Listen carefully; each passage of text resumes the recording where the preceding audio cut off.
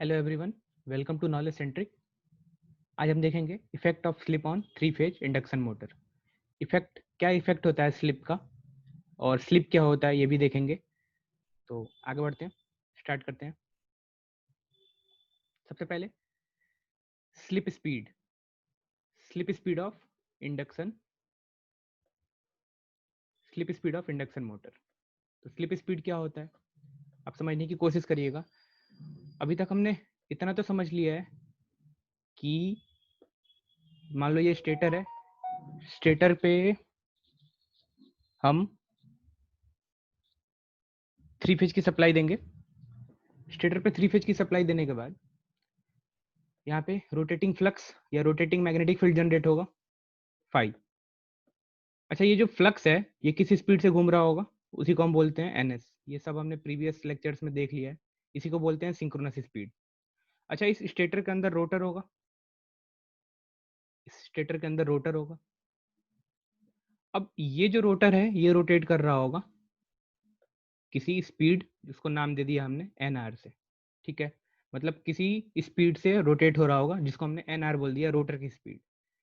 तो जो slip speed होता है ये बेसिकली क्या होता है, स्लिप स्पीड का मतलब होता है स्टेटर या सिंक्रोनस स्पीड माइनस रोटर की स्पीड। इन दोनों का जो डिफरेंस होता है इसी को हम बोलते हैं स्लिप स्पीड।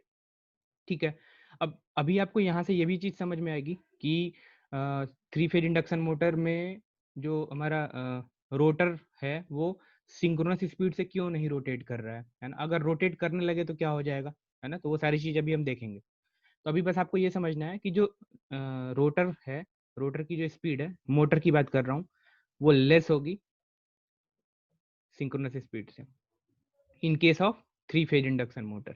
ठीक है, इसीलिए इस मोटर को हम असिंक्रोनस मोटर भी बोलते हैं। असिंक्रोनस मतलब जो सिंक्रोनस स्पीड से रन नहीं कर रहा हो उसको हम बोलेंगे असिंक्रोनस मोटर। ठीक है, तो अब एक बार देख लेते हैं स्टेटमेंट क्या लिखा हुआ है। The difference between the synchronous speed and the actual speed of rotor is known as slip speed. अब ध्यान रखिएगा, कभी कभी आपसे स्लिप ना पूछ के वो डायरेक्टली स्लिप स्पीड पूछ लेते हैं, है ना। तो स्लिप स्पीड मतलब स्टेटर का फ्लक्स की स्पीड जो है, मतलब रोटेटिंग मैग्नेटिक फील्ड की जो स्पीड है, सिंक्रोनस स्पीड माइनस रोटर की स्पीड, इसी को हम बोलते हैं स्लिप स्पीड। चलिए आगे बढ़ते हैं। अब यही चीज मैंने यहाँ पे स्टेटमेंट वाइज लिखा हुआ है। N S is the synchronous speed of in RPM, है ना। सिंक्रोनस स्पीड आरपीएम में है। N R is the actual rotor speed, जिस स्पीड से हमारा रोटर रोटेट कर रहा है इन आरपीएम। और स्लिप स्पीड जो है इन दोनों का डिफरेंस होता है N S minus N R. तो यहाँ पे ये लिखा हुआ है। आई होप आपकी अंडरस्टैंडिंग हो गई होगी इसमें। आगे बढ़ते हैं। अच्छा, अब बात करते हैं, अभी तो हमने पढ़ा था स्लिप स्पीड, है ना। स्लिप स्पीड, स्लिप स्पीड अभी हमने पढ़ा था, है ना। Slip speed. अभी जो अगला टर्म है हमारा वो है स्लिप। तो अब स्लिप क्या होता है ना। तो इसको एक नया टर्म आपके सामने आया, पर यूनिट स्लिप। इसको पर यूनिट स्लिप भी बोलते हैं या सिर्फ स्लिप बोलते हैं। तो अब जो पर यूनिट का जो टर्म है, अभी आप पावर सिस्टम पढ़ रहे होगे, आपको वहां पे ये टर्म मिलेगा कि what is the meaning of per unit, है ना। तो पर यूनिट बोल सकते हो या स्लिप भी बोल सकते हो। अब ये क्या होता है, तो ये ऐसा होता है, स्लिप इज इक्वल टू होता है N S minus N R. अभी हमने यही तो पढ़ा था, स्लिप स्पीड। अगर इसको हम एन एस से डिवाइड कर दें तो ये हमारा आ जाएगा स्लिप। स्लिप, ठीक है, N S minus N R upon में एन एस। अच्छा, अगर परसेंटेज स्लिप की बात करें तो N S minus N R upon में एन एस इंटू 100। अगर 100 से मल्टीप्लाई कर देंगे तो परसेंटेज स्लिप में हो जाएगा। तो आई थिंक ये बहुत बेसिक है, आप सबको ये अंडरस्टूड होगा। अब यहाँ से ये वाला पॉइंट आपके लिए इंपॉर्टेंट है for objective point of view. ठीक है, during starting N R is 0, slip is 1। तो ध्यान रखिएगा, स्टार्टिंग में स्लिप जो होता है हमारा 1 होता है, और अगर रोटर की स्पीड सिंक्रोनस स्पीड के इक्वल हो गई, मतलब जिस स्पीड से सिंक्रोनस मैग्नेटिक फ्लक्स घूम रहा था उसी स्पीड से अगर हमारा रोटर भी घूमने लगे तो उस टाइम पे जो स्लिप है वो 0 हो जाएगा। कैसे हो जाएगा मैं एक बार करके दिखा देता हूँ। Slip is equal to, later suppose पहला केस ले रहे हैं कि ड्यूरिंग स्टार्टिंग रोटर स्पीड 0 है, तभी हमने पढ़ा था N S minus N R. N R की वैल्यू 0 पुट कर देंगे और डिवाइड बाई एन एस, तो यहाँ से हमें वैल्यू मिल जाएगी 1। ऐसे ही आप केस सेकंड देख सकते हो, slip is equal to NS minus NS, क्योंकि अभी रोटर की स्पीड सिंक्रोनस स्पीड के इक्वल हो गई, डिवाइड बाई NS। तो NS से NS माइनस हो जाएगा, हमारे पास स्लिप आ जाएगा 0। तो ये पॉइंट आपके लिए इंपॉर्टेंट है ना। ड्यूरिंग स्टार्टिंग स्लिप 1 होता है, ड्यूरिंग सिंक्रोनस स्पीड, अगर रोटर हमारा सिंक्रोनस स्पीड से रन करने लगे तो उस टाइम पे जो स्लिप होता है वो 1 होता है। अच्छा, अब ये फार्मूला आप मैं कहूँगा तो नहीं कि आप इसको रिमेंबर करके रखो, है ना। इससे डायरेक्ट आपको न्यूमेरिकल मिल जाता है। तो मैं बता देता हूँ ये कहाँ से आता है ना। आप ट्राई यही करना कि आपको सिर्फ यही वाला, क्योंकि जितना आप कम से कम फार्मूला याद रखोगे उतना अच्छा है। Sorry, NS minus NR upon में NS, ठीक है। यही फार्मूला आप ध्यान में रखो, है ना। वो ज़्यादा अच्छा है ना। Slip is equal to NS minus NR upon में NS। अब इससे ये फार्मूला कैसे डिराइव हो रहा है, क्योंकि कई बार क्या होगा, आपको क्वेश्चन में डायरेक्टली सिंक्रोनस स्पीड दिया रहेगा और स्लिप दिया रहेगा और रोटर की स्पीड पूछेगा, तो एक नया फार्मूला याद तो नहीं करना चाहिए। तो अब देखो, मैं इसको अगर क्रॉस मल्टीप्लाई कर दूं तो क्या आ जाएगा, SNS is equal to NS minus NR, है ना। अच्छा, अब एक काम करते हैं, ये NR माइनस में है तो मैं इस NR को इधर ले आता हूँ, इक्वल के इधर, और इस SNS को इधर लेके जाता हूँ, ठीक है। तो क्या लिखूंगा मैं, NR is equal to NS minus SNS, है ना। यही तो लिखूंगा। अच्छा, यहाँ से अगर NS कॉमन ले लूँ तो क्या आ जाएगा, 1 माइनस S, और ये किसके इक्वल है, NR के, और यही अभी हमने यहाँ पे देखा हुआ, ठीक है। तो ये इसी S is equal to NS minus NR upon में NS का ही ये मॉडिफाइड वर्जन है। तो आप चाहो तो इसको ध्यान में रख सकते हो, डायरेक्टली न्यूमेरिकल आता है इससे, या फिर मेरा रिकमेंडेशन यही है कि आप ये वाला फार्मूला, एक फार्मूला ही ध्यान रखो, S is equal to NS minus NR upon में NS, ठीक है।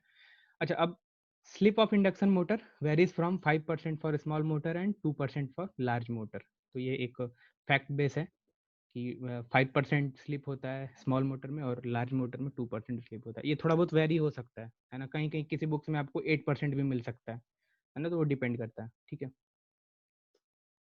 अच्छा, अब यहाँ से जो हमारा मेन पार्ट है कि 3 फेज इंडक्शन मोटर में स्लिप इंपॉर्टेंट क्यों है, अगर स्लिप ना हो तो क्या हो जाएगा, है ना। तो वो देखते हैं। अच्छा, इसको समझने से पहले सबसे पहले एक चीज़ समझिएगा ज़रा ध्यान से, मैं आपको बताना चाहूँगा। अच्छा, हमने पढ़ा है कि फैराडे का इलेक्ट्रोमैग्नेटिक इंडक्शन क्या होता है। वो यही तो कहता है कि या तो मैग्नेटिक फील्ड चेंज हो या फिर कंडक्टर अपना पोजीशन चेंज करे, दोनों में से कोई एक चेंज हो तो ईएमएफ इंड्यूस हो सकता है। अगर दोनों चेंज हो रहे हो तो दोनों के बीच में रिलेटिव डिफरेंस होना चाहिए स्पीड का, है ना। जैसे एक एग्जांपल से मैं आपको समझाता हूँ। जैसे मान लो दो फ्रेंड है ना। एक का नाम है मतलब 1 2 कुछ भी ले लो, है ना। दोनों ट्रेन से गोवा जा रहे हैं, कभी जा तो पाओगे नहीं वैसे, है ना। मजाक की बात है। मतलब ये दोनों फ्रेंड अलग अलग ट्रेन से गोवा जा रहे हैं, ठीक है। दोनों की ट्रेन बिल्कुल सेम स्टेशन से डिपार्चर हो रही है। अब एक यहाँ बैठा हुआ है और एक यहाँ बैठा हुआ है। अच्छा, अगर दोनों सेम स्पीड, दोनों ट्रेन की स्पीड बिल्कुल सेम हो, लेट अस सपोज, तो दोनों हमेशा एक दूसरे को आमने सामने देखेंगे। यानी कि अगर इससे पूछो, अगर 1 से पूछो तो वो कहेगा कि 2 तो मेरे सामने ही है, और 2 से पूछो तो 1 तो मेरे सामने ही है। इसका मतलब दोनों के बीच में रिलेटिव स्पीड क्या है, 0। क्यों, क्योंकि दोनों सेम स्पीड से घूम रहे हैं, है ना। अच्छा, अब मान लो ऐसा हो कि ए जो है वो थोड़ा ज़्यादा स्पीड से, तेज स्पीड से चल रहा हो, है ना, और बी थोड़ा कम स्पीड से चल रहा हो, तो धीरे धीरे ऐसा लगेगा कि ए जो है 1 जो है उससे आगे जा रहा है ना, और 2 जो है उससे पीछे पीछे रह गया। यानी अब दोनों के बीच में रिलेटिव स्पीड आ गई। क्या आप मेरी बात समझ पा रहे हो? इसका मतलब, अब ध्यान समझो, अगर दोनों स्टैटिक हैं, बिल्कुल दोनों रुके हुए हैं, तब भी रिलेटिव स्पीड 0 है। दोनों अगर बिल्कुल साथ साथ चल रहे हैं तब भी रिलेटिव स्पीड 0 है ना, क्योंकि तब भी वो दोनों एक दूसरे को आमने सामने देख रहे हैं। तो इसका मतलब है, अच्छा, रिलेटिव स्पीड मैक्सिमम कब होगा? मैक्सिमम तब हो सकता है जब एक चलना शुरू कर दे और एक अपनी जगह पे ही रहे, एक बिल्कुल ना जाए और एक चलना शुरू करे, तो उस समय बोलेंगे कि रिलेटिव स्पीड इस समय मैक्सिमम है। क्योंकि एक बिल्कुल भाग के ही चला जाएगा और एक बचा रह जाएगा अपनी जगह पे ही, तो इसके रिस्पेक्ट में वो बहुत तेज जाता हुआ दिखेगा। तो रिलेटिव स्पीड आप इस तरीके से समझ सकते हो, ठीक है। तो अभी मैं ये समझाने वाला था, आप समझना एक बार जरा ध्यान से। लेट अस सपोज मान लो ये 3 फेज की सप्लाई मैंने दी, ठीक है। अच्छा, इसकी वजह से यहाँ रोटेटिंग मैग्नेटिक फील्ड जनरेट हुआ जो सिंक्रोनस स्पीड से रन कर रहा है ना, फ्लक्स सिंक्रोनस स्पीड से इसी मशीन के अंदर घूम रहा है। अच्छा, इसके अंदर एक रोटर है, ठीक है ना, ये रोटर है, और इस रोटर पे मान लो मैंने आपको बैठा दिया, इस रोटर पे मैंने आपको बैठा दिया। अच्छा, तो अब एक चीज समझना बच्चा ध्यान से, आप इस रोटर पे बैठे हो और शुरू शुरू में ये जो रोटर है ये बिल्कुल क्या है, स्टैंड स्टिल पे है, मतलब घूम नहीं रहा है ये रोटर। आप उस पर बैठे हुए हो तो आप भी नहीं घूम रहे हो। अच्छा, अगर आप उसको देखोगे फ्लक्स को, तो फ्लक्स आपके रिस्पेक्ट में क्या कर रहा है, घूम रहा है। किस स्पीड से घूम रहा है, एनएस स्पीड से घूम रहा है। तो फ्लक्स घूमे जा रहा है, आप आराम से मौज ले रहे हो, है ना, और फ्लक्स घूम रहा है। अब मान लो ऐसा दूसरा केस आ जाए। दूसरा केस क्या है कि मान लो फ्लक्स तो अभी भी घूम रहा है ना, आप ऐसा एज्यूम करो फ्लक्स तो घूम रहा है और अब आप भी घूमने लगे धीरे धीरे, ठीक है। तो अब एक बात बताओ, क्या रिलेटिव स्पीड कहाँ पे ज्यादा होगी? 100% रिलेटिव स्पीड यहाँ पे ज्यादा होगी, स्पीड यहाँ पे ज्यादा होगी। क्यों? क्योंकि आप बिल्कुल बैठे हुए हो, मतलब आप नहीं चल रहे हो, दूसरा दूसरा जो आदमी है वो चल रहा है, दूसरा जो फ्लक्स है हमारा वो चल रहा है। इस केस में क्या है, आप दोनों एक साथ, मतलब दोनों साथ साथ चल रहे हो, स्पीड थोड़ा कम या ज्यादा हो सकता है ना। इसका मतलब यहाँ पे रिलेटिव स्पीड क्या है, कम है। अच्छा, एक केस और ले लेते हैं। एक केस ऐसा ले लें कि मान लो जिस स्पीड से फ्लक्स घूम रहा है उसी स्पीड से आप भी घूमने लगे, एनएस एनएस, मान लो दोनों दोनों सेम सेम स्पीड से घूमने लगे, तो यहाँ पे रिलेटिव स्पीड कितनी हो गई अब, 0, है ना। तो रिलेटिव स्पीड का कॉन्सेप्ट मैं आपको इसलिए बता रहा हूँ कि आपको ये चीज समझ में आए कि अगर कहीं ईएमएफ इंड्यूस होना है, मान लो अब अभी ऐसे समझना, ये मैग्नेटिक फील्ड है, ठीक है, और उसके अंदर एक कंडक्टर रखा हुआ है। अब दोनों के बीच अगर रिलेटिव रिलेटिव मोशन होगा तभी तो यहाँ ईएमएफ इंड्यूस होगा, तभी फ्लक्स कट होगा और ईएमएफ इंड्यूस होगा। अगर दोनों के बीच में रिलेटिव मोशन नहीं है, मैग्नेटिक फील्ड और कंडक्टर के बीच में रिलेटिव मोशन नहीं है, तो ईएमएफ इंड्यूस नहीं होगा, है ना। क्योंकि ईएमएफ क्या होता है, ईएमएफ होता है rate of change of flux, मतलब कंडक्टर के रिस्पेक्ट में फ्लक्स कितनी तेजी से चेंज हो रहा है, मतलब रिलेटिव मोशन, रिलेटिव स्पीड कितनी है फ्लक्स और कंडक्टर की। इस चीज को ध्यान से समझना बच्चा, है ना। अब मैं स्टेटमेंट वाइज आपको पढ़ता जा रहा हूँ और आपको समझाता जा रहा हूँ कि अभी मैंने आपको क्या क्या समझाया। The induction motor never runs at synchronous speed, ये कह रहा है कि इंडक्शन मोटर सिंक्रोनस स्पीड पे कभी रन नहीं करता, उसका रोटर कभी भी सिंक्रोनस स्पीड पे रन नहीं करता। The speed of rotor is always less than the synchronous speed. अब क्यों है, अभी आपको आगे समझ में आ जाएगा। If the speed of rotor is equal to synchronous speed, ध्यान से बच्चा, अगर स्पीड रोटर की जो स्पीड है वो सिंक्रोनस स्पीड के इक्वल हो जाए, ध्यान से समझना, फ्लक्स भी हमारा सिंक्रोनस स्पीड से रन कर रहा है और रोटर भी हमारा सिंक्रोनस स्पीड से, तो क्या दोनों के बीच में रिलेटिव मोशन हुआ क्या? नहीं हुआ। दोनों के बीच में अगर रिलेटिव मोशन नहीं हुआ तो क्या यहाँ पे जो कंडक्टर्स होंगे, जो रोटर पे जो कंडक्टर्स होंगे, क्या उसमें ईएमएफ इंड्यूस होगा? नहीं होगा। समझना बच्चा ध्यान से, अगर जिस स्पीड से फ्लक्स घूम रहा है उसी स्पीड से अगर हमारा रोटर घूमने लगेगा तो दोनों के बीच में रिलेटिव मोशन 0 हो गया। अगर रिलेटिव स्पीड ही 0 हो गई तो क्या होगा, जो हमारा जो कंडक्टर है रोटर पे उसमें ईएमएफ इंड्यूस नहीं होगा, क्योंकि एक वो दोनों एक दूसरे को एकदम आमने सामने देख रहे हैं, दोनों एक दूसरे को कट नहीं कर रहे हैं, है ना। तो यही चीज है, though no relative motion occurs between stationary rotor conductor and main field, है ना। तो अब आगे आगे देखते हैं एक बार। The no EMF induce in the rotor, obviously अभी हमने यही समझा है, अगर दोनों सेम स्पीड से घूमने लगेंगे तो relative motion 0, it means EMF induce नहीं होगा। एंड 0 करंट, ऑब्वियसली अगर ईएमएफ अगर नहीं जनरेट हुआ तो वोल्टेज या ईएमएफ के कारण ही तो करंट फ्लो होता था कंडक्टर में। जब ईएमएफ ही 0 हो गया तो करंट 0, है ना, generate on the rotor conductor. अच्छा, अगर करंट ही 0 हो गया तो मोटर का प्रिंसिपल क्या था, when a current carrying conductor placed in a magnetic field it experience a torque. अब जब करंट ही 0 हो गया तो अब वो करंट कैरिंग कंडक्टर ही नहीं बना, तो क्या उस पर टॉर्क लगेगा क्या?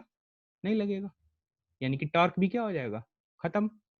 तो अगर ईएमएफ इंड्यूस 0 हो गया तो रोटर का करंट भी 0 हो गया।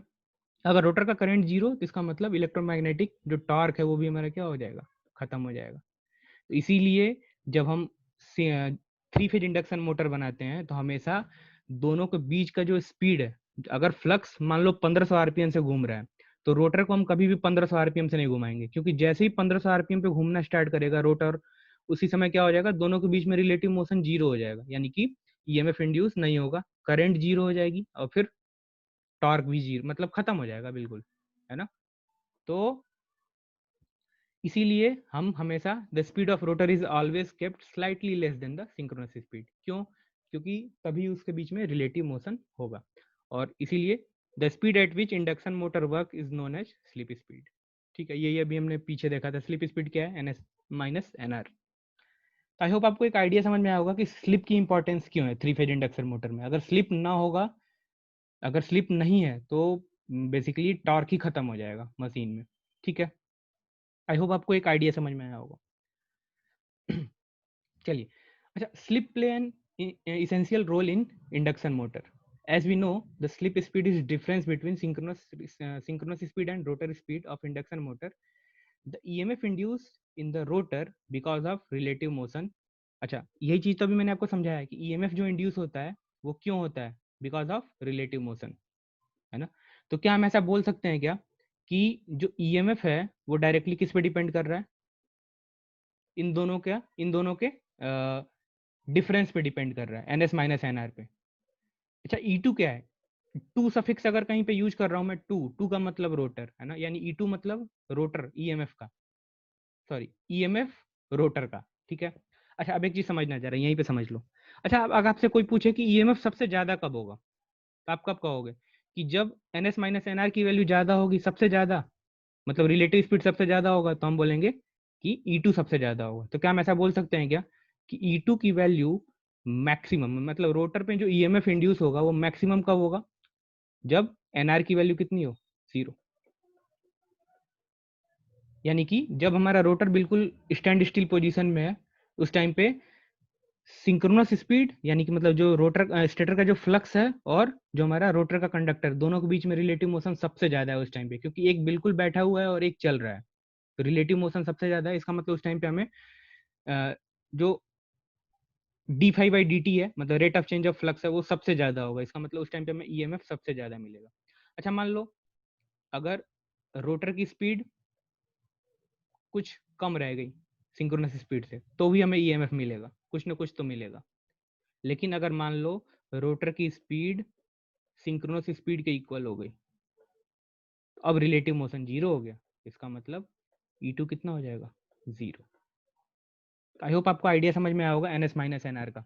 ठीक है, कि जो हमारा, अब यहाँ से आपको एक चीज समझना है ध्यान से क्या समझना है कि जो रोटर का जो ईएमएफ है वो कांस्टेंट नहीं है। रोटर का जो ईएमएफ है वो स्लिप के साथ क्या हो रहा है, चेंज हो रहा है, क्योंकि स्लिप डायरेक्टली आपको क्या बता रहा है एक तरह से कि रेट ऑफ चेंज कितना है, रिलेटिव मोशन कितना है। ठीक है, अच्छा एक चीज और देखो बच्चा यहाँ पे ध्यान से अच्छा, हम ऐसा लिख सकते हैं क्या, E directly proportional to N D phi by D T, तो एन अभी हटा देते हैं, मान लो D phi by D T, ऐसा लिख सकते हैं क्या? बिल्कुल लिख सकते हैं, यानी कि ईएमएफ जो है वो डायरेक्टली प्रोपोर्शनल है D phi by D T के। अच्छा, वन बाई टी को क्या बोलते हैं? ये मैं बस आपको एक रिलेट करने की कोशिश करा रहा हूँ, है ना, अगर आप रिलेट कर पाओ तो। वन अपन टाइम पीरियड को बोलते हैं फ्रीक्वेंसी, है ना, यानी कि अच्छा ये डी फाइव, ये वन अपन डी टी है ना, वन मतलब डी फाइव अपॉन में डी टी, तो क्या हम इसको ऐसा भी लिख सकते हैं क्या, डी फाइव और डी टी की जगह पे डी एफ, है ना, फ्रीक्वेंसी वाला टर्म, मतलब वन अपॉन टी को वन एफ लिख दिया, है ना, वन अपॉन डी टी को डी एफ लिख दिया। अच्छा, यहाँ से मैं आपको यही चीज बताना चाह रहा हूँ कि जो ईएमएफ है वो डायरेक्टली किस पे डिपेंड कर रहा है, फ्रीक्वेंसी पे। आप ऐसा भी समझ सकते हो और ऐसे भी दिमाग लगाओ आप, फ्रीक्वेंसी का मतलब क्या होता है, रेट ऑफ चेंज, है ना। जब जब रिलेटिव स्पीड सबसे ज्यादा है तो रेट ऑफ चेंज भी ज्यादा है, जब रिलेटिव स्पीड कम है तो रेट ऑफ चेंज भी क्या है, कम है।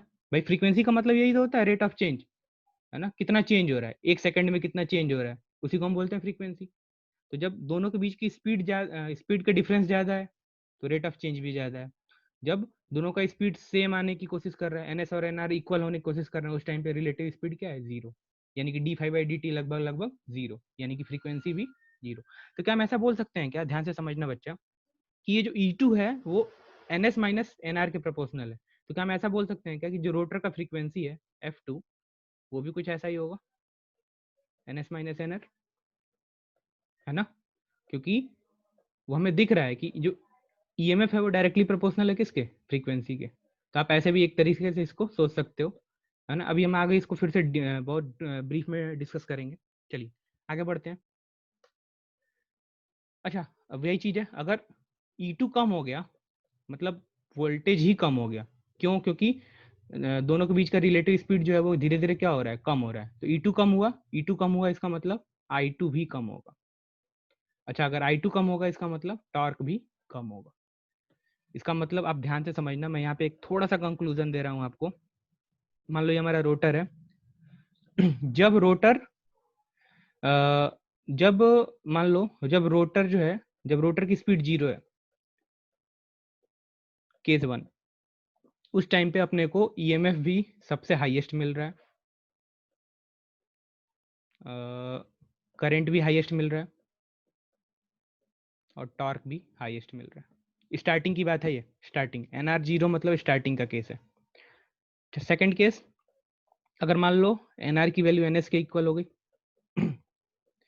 इस केस में क्या हो रहा है, E2 जो है वो 0 हो जा रहा है ना, I2 भी 0 हो जा रहा है और टॉर्क भी 0 हो जा रहा है।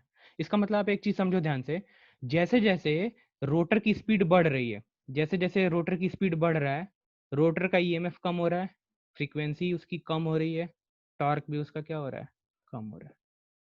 आप इतनी बात समझ पाए? आई होप आपको एक आइडिया समझ में आया होगा। ठीक है, तो यही इफेक्ट होता है स्लिप का।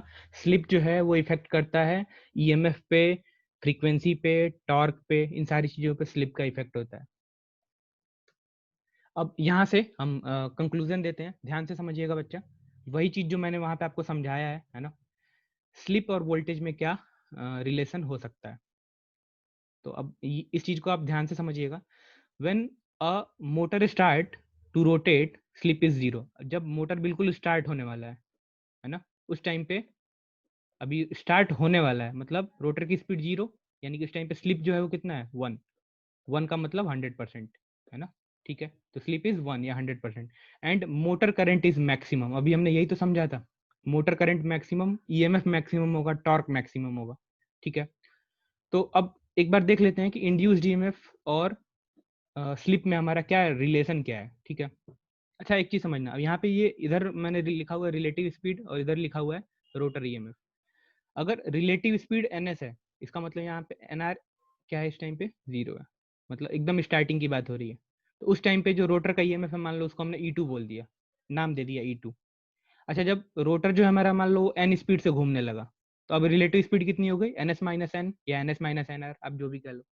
अच्छा, उस टाइम पे रोटर का EMF, अभी हमने जो कॉन्सेप्ट समझा उससे तो यही पता है कि 100% E2 से कम हो जाएगा, तो हमने उसको नाम दे दिया E2 डैश। ठीक है, अच्छा अब यहाँ से क्या हम ऐसा बोल सकते हैं क्या कि NS minus NR directly proportional है किसके, E2 डैश के, E2 डैश के, है ना? और NS जो है वो डायरेक्टली प्रोपोर्शनल है किसके, सॉरी NS जो है, ये आप S समझ, एक मिनट में इसको मिटा देता हूँ। जो NS है, NS ये डायरेक्टली प्रोपोर्शनल है किसके, E2 के, सिर्फ E2 के, है ना? समझने की कोशिश करना एक बार। अच्छा, इसको मान लो इक्वेशन 1 बोल दिया हमने और इसको इक्वेशन 2 बोल दिया, तो इक्वेशन 1 बाई इक्वेशन 2 करें तो क्या आ जाएगा, NS 1/2 कर रहे हैं, 1/2, 1/2 कर रहे हैं, तो क्या आ जाएगा, NS माइनस NR अपान में NS is equal to E2 dash, E2 dash upon में E2, है ना? यही तो आएगा। अब यहाँ से आप चाहो तो निकाल सकते हो, ये इसकी वैल्यू क्या हो जाएगी, ये स्लिप के इक्वल है ना, यानी कि E2 dash is equal to slip times into E2, E2 dash is equal to slip times into E2, यानी कि ये E2 डैश क्या है, जब हमारा रोटर रोटेट करने लग रहा है, E2 क्या है, जब हमारा रोटर रोटेट नहीं कर रहा है। तो इसका मतलब जो E2 डैश है, जब रोटर हमारा रोटेट कर रहा है उस टाइम पे जो ईएमएफ होगा वो कितना होगा, जब रोटर हमारा स्टैंड स्टिल पे है, नहीं रोटेट कर रहा है, उसका ईएमएफ इनटू स्लिप टाइम्स, है ना। यानी कि इस चीज को आप ध्यान में रखिएगा। जैसे जैसे आप आगे बढ़ते जाओगे ये चीजें बहुत कॉमन होती जाएंगी आपके लिए, है ना। कि E2 is equal to S times of E2 dash is equal to S times of E2। ठीक है, तो ये रिलेशन है स्लिप और वोल्टेज में। ठीक, चलिए आगे बढ़ते हैं। अब स्लिप फ्रीक्वेंसी, अभी मैंने आपको वही समझाया था। स्लिप फ्रीक्वेंसी, जो काम ईएमएफ के साथ होगा वही काम फ्रीक्वेंसी के साथ होगा, क्योंकि ये दोनों डायरेक्टली प्रोपोर्शनल थे। अभी हमने ऊपर पीछे देखा हुआ था। इसका मतलब अगर स्टार्टिंग कंडीशन में ईएमएफ ई था तो रनिंग कंडीशन में ईएमएफ कितना हो गया था, एस ई, या E2 कर लो, E2, एस E2। ऐसे ही अगर रोटर रोटर फ्रीक्वेंसी की बात करें तो अगर स्टार्टिंग कंडीशन में फ्रीक्वेंसी एफ था तो रनिंग कंडीशन में फ्रीक्वेंसी कितना हो जाएगा, एस टाइम्स ऑफ एफ। आप ध्यान से इसको समझिएगा, ये इंपॉर्टेंट है आपके लिए। इससे डायरेक्ट ऑब्जेक्टिव न्यूमेरिकल आता है। आपको दे क्या देगा, किसी एक 50 हर्ट्ज के सप्लाई दे देगा और स्लिप दे देगा, 50 हर्ट्ज की सप्लाई और स्लिप, और आपसे पूछ लेगा कि रोटर की फ्रीक्वेंसी बताओ कितनी होगी। ठीक है, आई होप आपको आइडिया समझ में आया होगा, स्लिप फ्रीक्वेंसी और स्लिप वोल्टेज। ठीक है, चलिए आगे बढ़ते हैं। अच्छा, अब एक चीज देखो ध्यान से, फ्रीक्वेंसी जो है एफ डैश, वो डायरेक्टली एस एफ एस है। मतलब जब रोटर रोटेट हो रहा है उस टाइम पे जो फ्रीक्वेंसी है वो स्लिप पे डिपेंड कर रहा है। जब जो रोटर है हमारा, जब वो रोटेट हो रहा है तो उस टाइम पे जो फ्रीक्वेंसी उसकी चेंज हो रही है बार बार, वो किस पे डिपेंड कर रहा है, स्लिप पे। इसका मतलब हम ऐसा बोल सकते हैं क्या, स्टार्टिंग में अगर हम x2 लिखें तो वो कितना है, 2πfl। अच्छा, रनिंग कंडीशन की अगर बात करें तो रनिंग कंडीशन में जहां पे फ्रीक्वेंसी आई है उसकी जगह पे क्या लिख देंगे, एस एफ, है ना। तो ये हमारा स्टार्टिंग कंडीशन है, ये वाला जो टेबल है ये स्टार्टिंग कंडीशन की टेबल है, और ये हमारा रनिंग कंडीशन।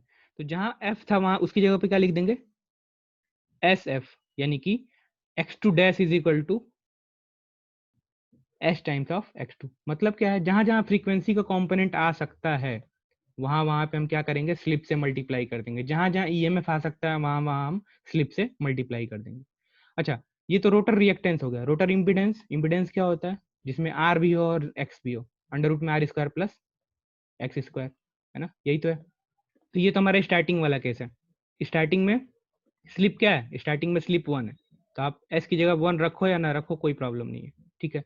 अच्छा, रनिंग कंडीशन में क्या होगा, अब स्लिप का रोल आ जाएगा, क्योंकि अब स्लिप आ गया।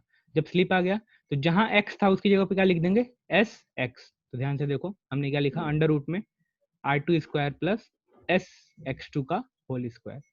अच्छा, ध्यान से देखो, क्या रेजिस्टेंस में कुछ चेंज नहीं कर रहे हैं, क्यों, क्योंकि रेजिस्टेंस फ्रीक्वेंसी का कंपोनेंट नहीं है, मतलब रेजिस्टेंस फ्रीक्वेंसी पे डिपेंडेंट नहीं है, लेकिन रोटर रिएक्टेंस जो है वो फ्रीक्वेंसी पे डिपेंडेंट है। तो आप इस चीज को समझना, है ना। बाद में मे बी मैं शायद इसको समराइज करूंगा। ठीक है, चलिए, तो स्लिप और इंडक्टिव रिएक्टेंस में अपने को मतलब समझ में आया। अब ये हमारा रोटर रेजिस्टेंस, ऑब्वियसली R2 का R2 ही रहेगा, क्योंकि ये फ्रीक्वेंसी पे डिपेंड नहीं कर रहा है। ठीक है, ये हमारा स्टार्टिंग के टाइम का है, स्टार्टिंग, और ये हमारा रनिंग के टाइम का है। तो मैं आपको थोड़ा बहुत समराइज कर रहा हूँ फिर से। अगर स्टार्टिंग के टाइम पे रोटर का ईएमएफ E2 होगा तो रनिंग के टाइम पे रोटर का ईएमएफ SE2 होगा, स्लिप टाइम्स ऑफ E2। अगर स्टार्टिंग के टाइम पे रोटर का जो फ्रीक्वेंसी है वो F2 है या F है, तो रनिंग के टाइम पे उसकी frequency slip times of F2 हो जाएगा। अगर स्टार्टिंग के टाइम पे रिएक्टेंस X है, X2 कह लो, तो रनिंग के टाइम पे जो रिएक्टेंस होगा वो S slip times of X2 हो जाएगा। ठीक है, और रोटर रेजिस्टेंस में कोई इफेक्ट नहीं आएगा। तो आई होप आपको समझ में आया होगा कि स्लिप कितना इंपॉर्टेंट है हमारे 3 फेज इंडक्शन मोटर के लिए। अगर स्लिप ना हो तो क्या हो जाएगा वो आपको समझ में आया होगा। इसीलिए हम 3 फेज इंडक्शन मोटर को कभी भी सिंक्रोनस स्पीड से रन नहीं कराते हैं, क्योंकि अगर हमने सिंक्रोनस स्पीड से रन करा दिया तो ईएमएफ भी जीरो, करंट भी जीरो, टॉर्क भी जीरो, है ना, फ्रीक्वेंसी भी जीरो, सब कुछ क्या हो जाएगा, जीरो, क्योंकि स्लिप ही जीरो हो जाएगा। ठीक है, तो आई होप आपको एक आइडिया समझ में आया होगा। और इसका जो इंपॉर्टेंस है, इस लेक्चर का इंपॉर्टेंस आपको तब समझ में आएगा जब आप टॉर्क का इक्वेशन डिराइव करोगे, है ना। जब आप टॉर्क का इक्वेशन डिराइव करोगे तो आपको बिल्कुल मक्खन जैसा लगेगा, बिल्कुल सिंपल, है ना, सब इजीएस्ट लगेगा। आई होप आपको ये आइडिया समझ में आया होगा। और यहाँ से आपको न्यूमेरिकल के पॉइंट ऑफ व्यू से आपको ये वाला ध्यान में रखना है। ऑब्जेक्टिव क्वेश्चन यहाँ से बनते हैं, है ना। F2 is equal to F2 dash कर लो, मतलब ऐसे आप समझ लो, है ना। किसी एक को F2 डैश कर लो, इसको आप क्या ही बोलूँ, किसी को भी एक को F2 डैश कर लो, मतलब एक स्टार्टिंग टाइम की फ्रीक्वेंसी है और एक रनिंग टाइम की है। रनिंग टाइम की फ्रीक्वेंसी स्टार्टिंग टाइम के स्लिप टाइम्स हो जाएगी, है ना। तो आई होप आपको एक आइडिया समझ में आया होगा। चलिए, तो इस वीडियो में इतना ही, मिलते हैं। Thank you.